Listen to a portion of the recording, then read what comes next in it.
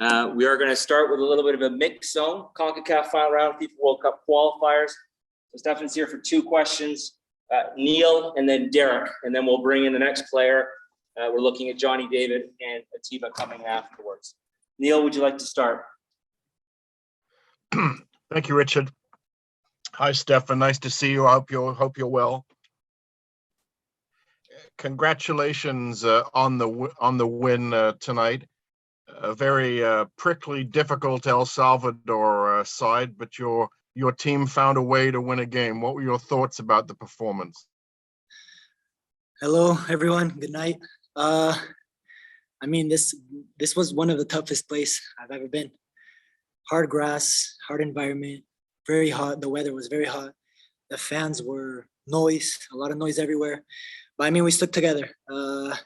We had some hard moments during the game, but at the same time, we knew it was normal, and we wanted a 9-point window, and we got it. So congratulations to everybody. And to be honest, we really feel your support, your big support, Canadians at home. We really feel it, so we weren't alone at this stadium. Derek, go ahead. Yeah, Stefan, congratulations on the win and on the move to Porto. Congratulations for that. A lot of excitement about that. I just want to ask you about this team. It just seems, regardless of where you're playing, regardless of who you're playing, regardless of who's on the field, you're getting the job done. What is it about this team that's able to get the job done, regardless of who's out there? Thank you very much. You know what? I just believe we love each other. You know, like we could run an extra mile for everybody. You know, it doesn't matter who's on the field. If it's guys like Alfonso Davis, Jonathan David that have a lot of minutes, or if it's guys that come like Guti, Liam Fraser, that when are called up, they do amazing. And it's like everybody that's been called has been pushing themselves to the limit for the country. And I think it's just that we've been working hard.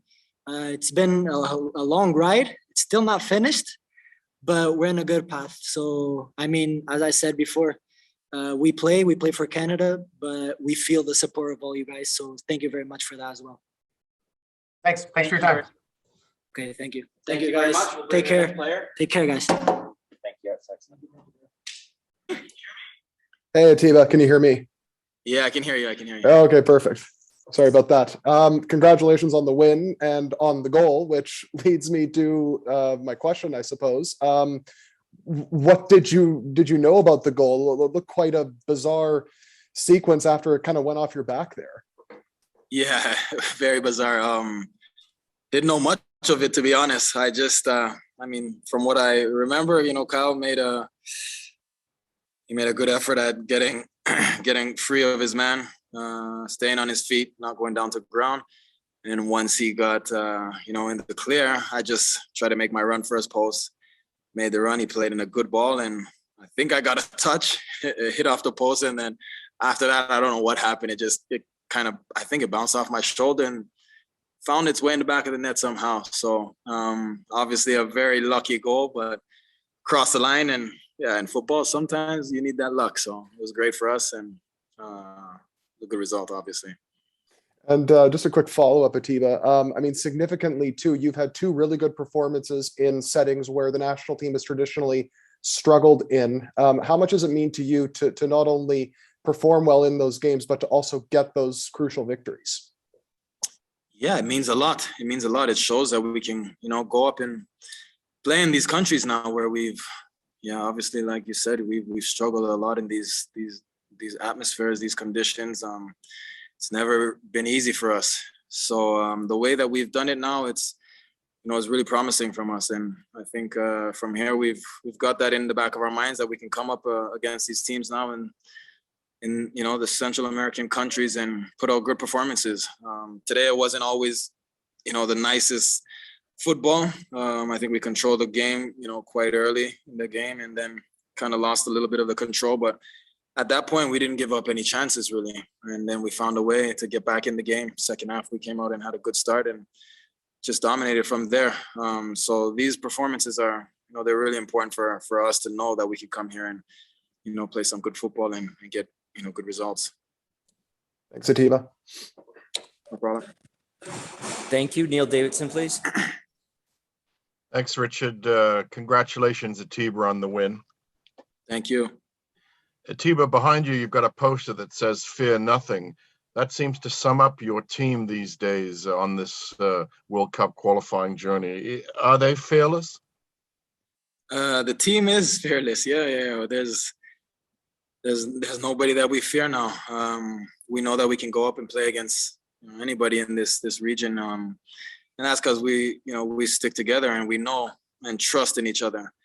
We've said it a number of times. The brotherhood is very strong, and we go out there and we show that in every game. Right from the first whistle. Like I said before, those moments where you kind of lose control of the game, but you don't really. We don't lose confidence. We don't have doubt. We kind of weather the storm, and we find our way to get through it. And it's a team that's fearless, and we're going to continue that and continue to play some good football and get good results. Thank you. Welcome. Thank you, Derek.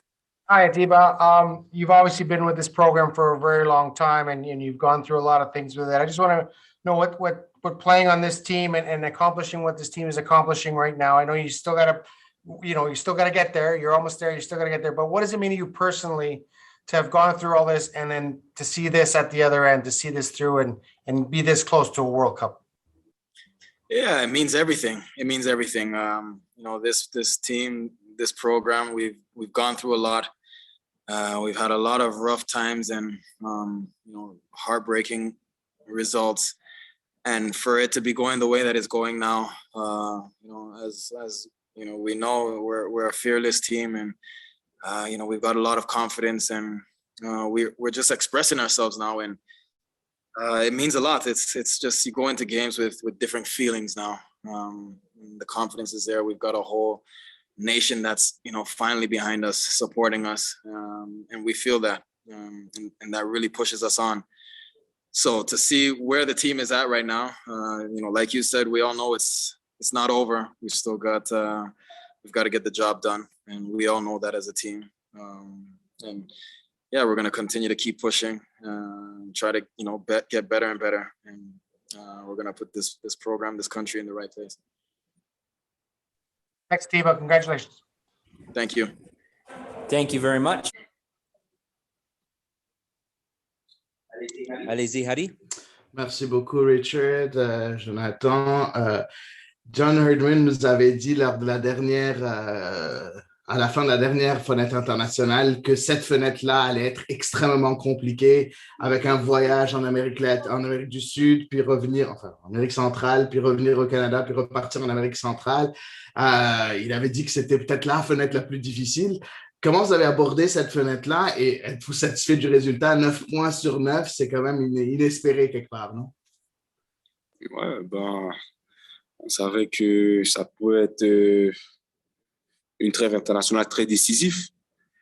Et on savait que c'était très important parce que c'est la première fois aussi pendant tous les qualifs qu'on va 2 fois à l'extérieur. Normalement, c'est juste une fois à l'extérieur, on joue 2 fois à la maison, mais cette fois, c'est 2 fois à l'extérieur. Et par ça, à l'extérieur, c'est jamais facile. Dans des conditions un peu difficiles, il fait plus chaud et on n'est pas forcément habitué à ça. Alors, il faut s'adapter. Mais on s'est dit que ça va être des matchs difficiles, mais on a une bonne équipe. Et on sait que dans les matchs, on va souffrir et il y a des moments que l'autre équipe va dominer, mais il faut qu'on reste ensemble, qu'on n'abandonne pas. Et on sait qu'on a des bons joueurs et en attaque, on est fort, on peut marquer des buts. Et après, on sait bien jouer nos coups aussi. Merci. Jean-François, s'il vous plaît. Salut Jonathan, merci de prendre du temps avec nous aujourd'hui, ce soir. Écoute, la performance aujourd'hui, encore une fois, tu marques encore un but. Il y a la défense qui ne concède aucun but encore. C'est quoi le sentiment du groupe après ces 3 matchs où vous avez complètement dominé vos adversaires carrément, là? On est tous fiers. On est tous fiers parce qu'on sait que 9 points sur 9, c'est pas facile à faire. Et surtout, sans prendre de but, c'est quelque chose d'incroyable. Et on est tous très fiers de l'équipe, de la défense et de tout le monde parce que je trouve que malgré c'est la défense qui ne concède pas des buts. Je pense que tout le monde contribue un peu à ça. Et ouais, on sait qu'on est une équipe dure à battre. Et défensivement, si on reste très costaud, on ne prend pas de but. On sait que de l'autre côté, on peut aller marquer au moins un but et ça peut nous donner la victoire. Alors, c'est sûr, on se concentre sur ça et essayer de donner le moins de buts possible à l'adversaire. Puis, est-ce que tu veux me parler un peu de ton but ce soir à la toute fin, juste après l'arrêt de Milan, tu sais, que tu repasses, tu obtiens le ballon au milieu du terrain, puis tu pars en échappée jusqu'à l'autre côté. C'était quand même un grand moment à la fin de ce match-là. Là. Ouais, c'était une touche et j'ai senti que le joueur d'El Salvador, il allait jouer la touche. Et j'avais un peu anticipé ça. Après, j'ai vu que le ballon, il était pas assez fort et ça allait être un peu entre nous. Alors, j'ai couru, j'ai tué le ballon avant lui. Et après, je pars contre le gardien. Et après ça, c'est avant de me concentrer, de me calmer et de finir l'action. Comme ton surnom Ice Cold. Merci beaucoup, Jonathan. Merci à vous. Merci beaucoup, Jonathan. Tu peux aller pour manger. Thank you very much. We'll continue. We'll have hopefully about a half dozen questions that we can get through. And so we will start with Neil Davidson, followed by Derek, and then Laura Armstrong, please. Thanks, Richard. Hi, John. Congratulations on the win. Thanks, Neil. That looked like it was a challenging evening, a difficult place to play against a prickly team, yet your team found a way to win again. What does it say about the character of this team? Another remarkable chapter on your World Cup qualifying journey. Yeah, I think we're all knackered, Neil. It's this has been a big window, a challenging window. We're happy we picked up the points and we're steps closer to Qatar. But this one was tricky. We lost 4 staff members to COVID, 3 players just before departure, and then you're coming into a real CONCACAF environment tonight. This was a place where it was difficult. You got that sense on the arrival. But it was great. I mean, it's part of the adventure. We all wanted that type of game. I thought the team were excellent. We started strong. We fell into their chaos for a period of time, and then we finished strong, and that was the plan. Start strong, finish strong. We knew we had the quality on the bench to come in and just finish the game off. So it was a great night for us, Neil. A great night. We'll end this window in a good position. 3 more steps and getting ready to come back at it in 5 weeks' time. Just a quick follow-up, if I may. The 4 staff members and the 3 players, they were all COVID, and are they doing okay? Yeah, they're okay. They're okay. It's they're okay. It's health-wise, everyone's in good condition. Good to hear. Thank you. Thank you. Thank you. Derek, followed by Laura, and then Joshua, please. John, congratulations on another historic win for this team. I just want to ask you, when you sat down when this whole thing started in this final round of qualifying, and your staff was working on all the permutations and combinations and what was going to get you to Qatar, did you envision doing this well? Is this a surprise to you as it is to everyone else around here, or did you think that this team was capable of doing what they're doing right now?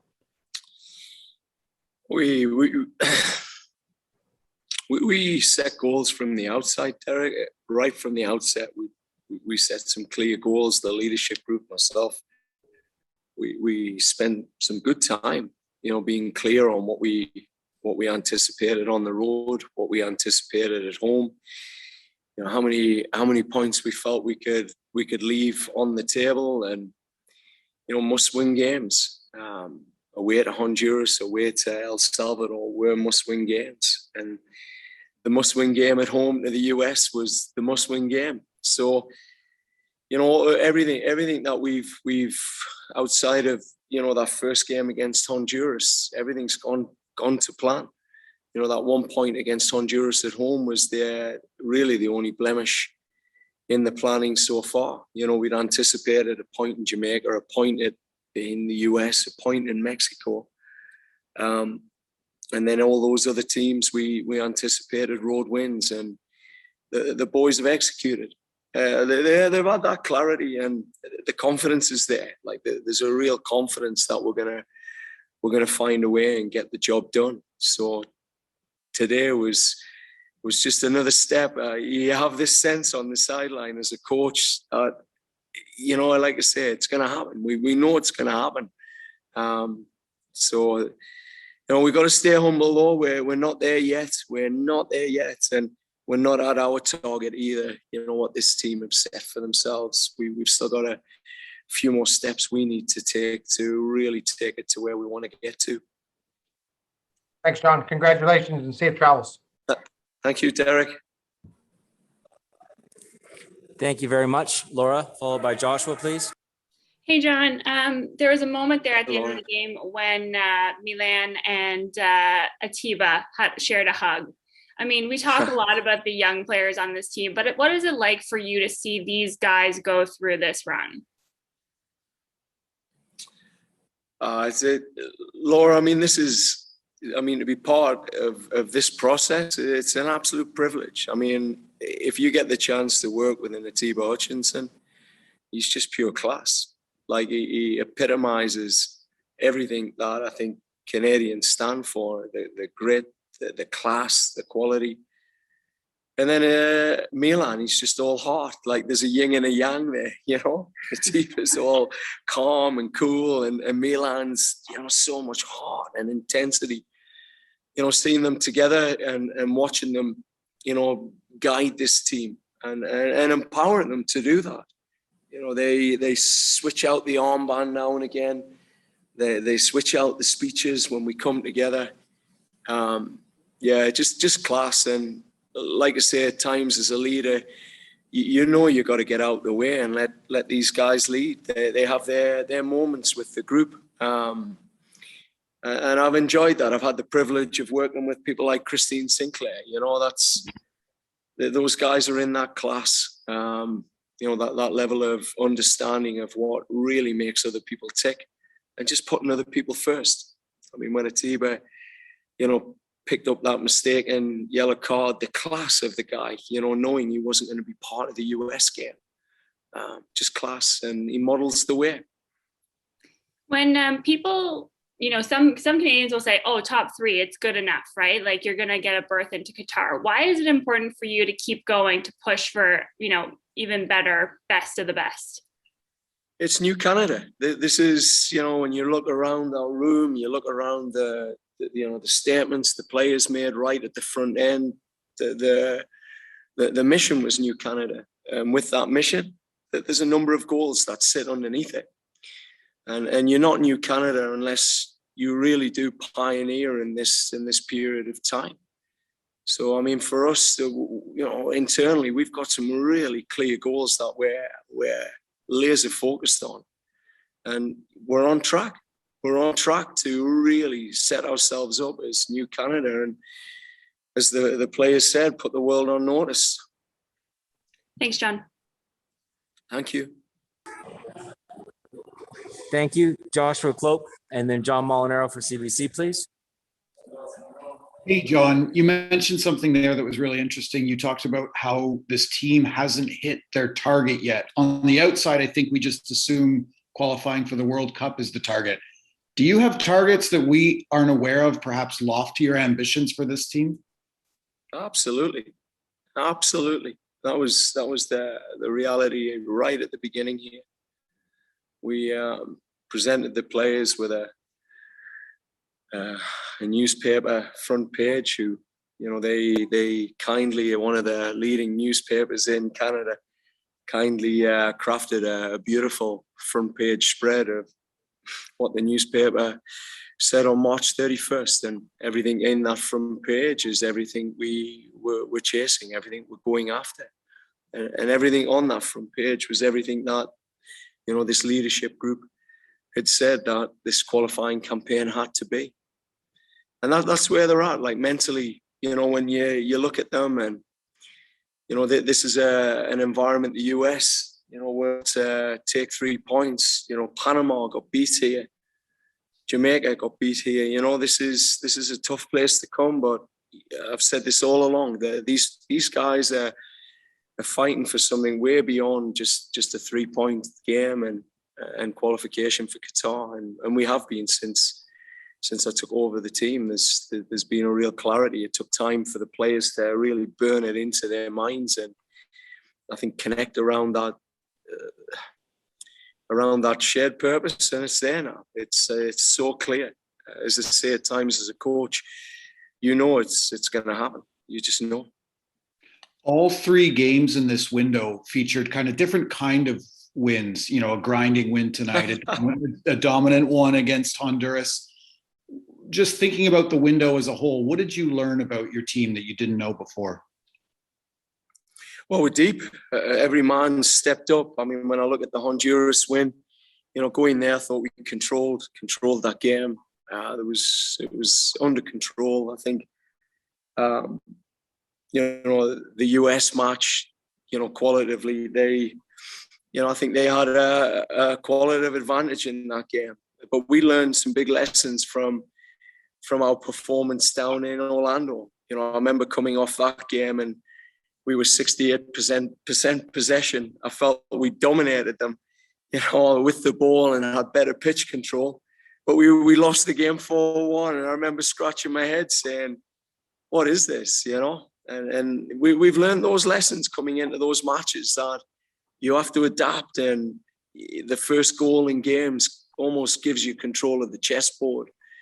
And then tonight, I thought we were in control. I mean, for 30 minutes, we needed to score. We needed to score and just put that knife in the El Salvador team, and we didn't. And then for, 10 minutes, sort of 33 to 43 minutes, we just fell into their chaos and then got into the frustration of the niggly and the pitch. And so I knew at 55, 60 minutes, I was going to make 3 changes, and I had absolute weapons coming on the pitch. And I think when they came on, we got, our pressing rhythm back again and got control of the game, bar some sort of long balls. So I think what I know is, what you've learned is, the first goal is critical in any match in these games. It gives you a sort of control of that chessboard, so to speak. If US score the first goal in Hamilton, then you're going to be a more attacking, aggressive unit. So the main thing coming out of this window is just, in every game, is take your 3 points, win, find your way to win. And I think what I've seen from this group is they're maturing.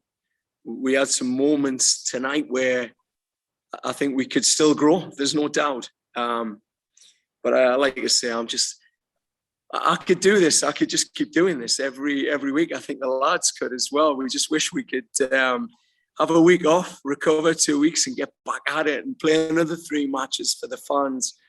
I know we're desperate to get home, man. We're desperate to get home and play that match at home. All right. Thanks, John. Thanks, Richard. Thank you. Thank you very much. CBC John Molinaro, then Global Moses to wrap things up.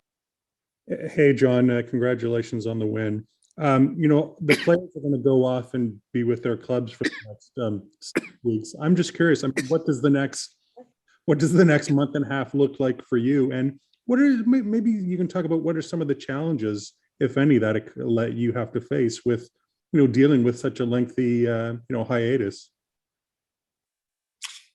Yeah, I mean, this was a long one. If I think about this window, El Salvador played Ecuador, they played Chile. They had games against MLS teams. They had a 3-week training camp leading into this. The US played Bosnia in December, had a 2.5-week camp leading into this window. In Canada, we rocked up. We literally rocked up. We had to cancel our camp because of COVID reasons, and some of the clubs were being a bit stubborn, not releasing their players, which really was disappointing. Given how important this window was for our country, so we ended up cancelling, and that was a big learning here. Like people say, you should have had camps, you should have had games. I think what we do when we're together, the ability to bring the culture back strong quickly, following the processes that we have, reconnecting the leadership, getting them, control of their destiny when they're starting to outline, what they've got to get done on each of the missions, which is each game. So we've done, I think, some good things given the time away we had. I mean, it was November. Some of these guys hadn't played a match, hadn't been together, some of them out of season. And we came in and we were resilient through this window, tight as a team. So it's 5 weeks this time, coming back in. What I know is that in this 5 weeks, there's all sorts going to happen. It'll be more injuries, new challenges will pop up, maybe some more COVID realities. Fingers crossed we get Alfonso back. We have Stefan for the whole window. And all our guys can come in healthy and clean. And who knows, we might add some other players through this next couple of weeks. But all I know, John, is I'm going to sleep for a couple of days. This has been a big one. We've been tested. There hasn't been much sleep, and we're going to come back on Monday fighting, ready to make sure that we push for another 9-point window. Well, get some rest, John. It's well earned, and safe travels. Thank you. Thank you. Moses from Global. Thanks, Richard, and congratulations to you as well, John. You've so far have mastered a lot and have impressed a lot of Canadians, and it seems that bandwagon's getting quite full. And it kind of adds to my question here. Have you noticed that now? I imagine what you saw in Hamilton, the social media, pumping out of all this encouraging news about the Canadian men's national team. Have you felt it a little bit? What has that been like? I'm sure maybe at home with your kids and wife have been in that same type of mold as well, saying, hey, a lot of people are jumping on right now to this Canadian train, and we're welcoming everybody, so to speak. You know what? This 4 years has been a hell of a roller coaster. I mean, if you talk about someone that took a lot of stick when you got the job, and I remember someone describing our Haiti result as the worst in Canadian soccer history. Personally for me, I just had to learn, and it's been a great learning. Just to tune it all out, just stay absolutely focused on being present with this group of guys when you're in camp. And my wife and my daughter and my son. My son's my biggest critic, so he's the guy that questions my decisions and my starting lineups. But my daughter and my wife, they're there for us. That's all I need. That's all I need to remind us that things are great. But I will share a little story, and we shared it in our meeting today. I got a lovely email from a guy who sent us a beautiful poem in 2012. After the US game, a guy called Darren Donaghy from Alberta Soccer. His father today would have been 100 years old, and he was a vice president of Canada Soccer back in the 60s. And he wrote an amazing poem, which I shared with the guys, and we put a lovely montage to it. Told them the story about this old Albertan fella who, put his house up as collateral in the 60s to bring Scotland here. His wife sewed the numbers on the backs of the jerseys, and there was a few tears in people's eyes today. And I said to these guys, look, these are the real people that have been behind us from day one. This is the people we've been fighting for. There's people who've walked this path way before us, and they've waited for this moment. This old fella wouldn't have seen it today, to being 100 years old, to see this group take that big step closer. And it was a pretty special moment, I think, for the players and for the staff, just to hear that lovely poem that was written. It was a special moment, and it reminded us, as I said to the guys, there's a country behind you, our whole country behind you now. So when it gets tough out there, just know that people are there, and keep pushing through, because there's 30 odd million back home waiting to go to Qatar, and never forget that. please. Thank you very much. That will wrap up this portion of the press conference.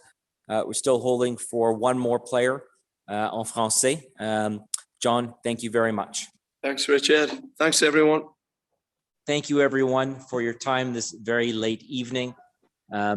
This will wrap up press conference and mix zone CONCACAF final round of FIFA World Cup qualifiers.